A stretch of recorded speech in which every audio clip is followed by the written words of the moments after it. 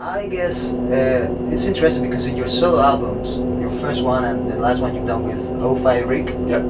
you blend more into a kind of jazzy kind of sound. So is it strange to go like Porcupine, which is these days described as a progressive metal band, King Crimson, which is King Crimson?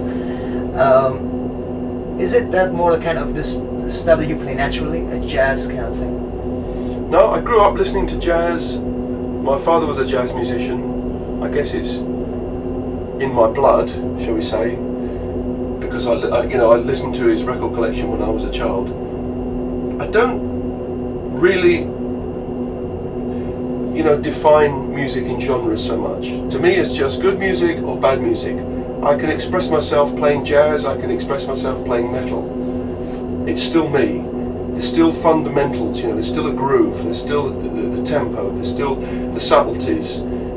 There's still the way that you're supporting the song, whether you're playing a china cymbal and double bass drum, or whether you're playing brushes. You're supporting the song, you're playing a part, and you're giving your personality. To me, it's all just music and it's all just drumming.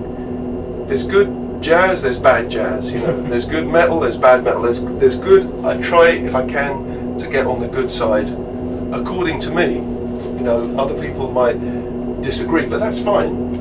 Whatever you like is okay. I don't really subscribe to genres too much because I find it limiting.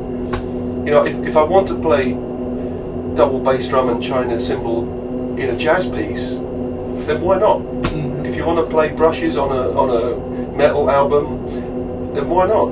Yeah, but in the case of double bass drum on a jazz album, I imagine jazz critics going, "Why is?" Well, if you close your mind to things. I play little bits of double bass drum on the record with O5 Rick, and it feels right to me.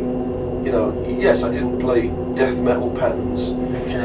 Yeah, it's I felt the music that I made with O5 Rick, was something that I wanted to do, and I could express myself in that style with Rick, and maybe the next record will take another turn. I play with a lot of different artists, and they all have their own kind of sounds, and I guess it brings something different out of me. But do you foresee that next solo album as another collaboration with O5 Rick, or is more like the previous one with many people, a small group of people coming in? No, the next one will be with O5 Rick. We've already written a new record, and I've already recorded half the record. I'm just waiting for a few days that I can get back in the studio and record the rest of the album.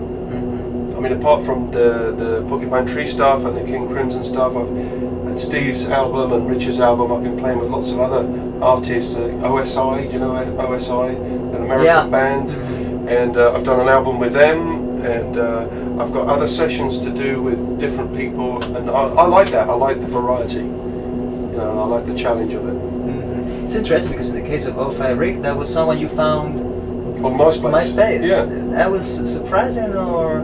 Yeah, he wrote to me, requested to be my friend. I went to his MySpace site, and I thought, wow, this is really good stuff. And I looked at the comments, and I could see some friends of mine already knew him.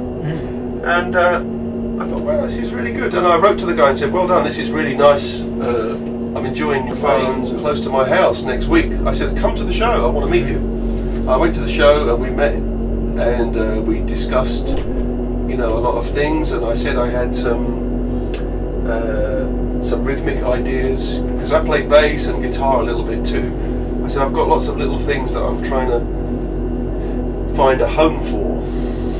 Drummers have ideas, rhythmic ideas, but I'm not really good at writing songs. It's not my forte. And so I gave Rick a lot of kind of ideas and patterns and little bass riffs and things, and he put it all together. I wanted to write songs, have vocal ideas, melodies, and lyrics. I didn't want to make a really jazz rock drum album. Usually I know more where I don't want to go rather than where I really want to go. So usually my path is steering around the things I don't want to go and the areas I don't want to be in, and then I get to the end, and then I find the end, and then I was wondering, you've taken very seriously teaching or instructional videos and books. Is that a bit hard to write about drumming, which tends to be something that's funnier to do than actually explaining? I'm not saying this because I remember one modern drummer interview, which Rod Markestein said that he was teaching at Berkeley drumming, and after 5 minutes of talking about musical theory, you will find 2 or 3 drummers at the back of the classroom falling asleep. So how do you take on that? I don't really teach. I mean, I wrote the books in the beginning for me, really, because I've had these ideas, and they all work on my books and DVDs all work on the same theme, which Rhythm. well, the manipulation of rhythm. It's not about sticking, it's not about technique, it's not about playing fast, it's not about playing big coordination things. It's just about the manipulation of rhythm. And the first book, Rhythmic Illusions, you know, they were just a collection of my ideas. I was writing a column for a drum magazine in England, and after I stopped, I had so many columns, I started to think maybe I've got enough to start the beginning of a book. And so the categories, you know, came obvious to me, and really I'd been thinking about it for so many years. It was just a relief to finally print it, and I felt that I could kind of wipe clean my hard drive and stop thinking about it. Go on to another thing. Yeah, and then after I stopped, I started dreaming of more you know, rhythmic manipulation concepts. So I wrote a second book, and then I thought it would be fun to make a DVD, and I made a DVD that's kind of based on the first book. And then I made my last DVD, Rhythmic Horizons, was a lot of new ideas. I mean, I'm having ideas all the time. I'm sure every drummer does. You have rhythmic ideas, you know, I write them down. I've got books and, you know, stacks of music paper at home with lots of ideas that I've had. Sometimes I'm just lying in bed, I have a musical idea, and I get up and I write down the idea, and I get on the drums, you know, and maybe I develop it, and I think, well, this is kind of interesting. I don't know where I can use it, but it's kind of interesting. And sometimes things appear like in a Porcupine Tree jam. I say, okay, how can we start? And I say, oh, hang on, I've got an idea. So I play this rhythm, and the guys start to jam, and we find a home for this rhythm. Or I send it to Rick, and he works with that, you know. But I have these rhythmic ideas all the time, so I start to collect.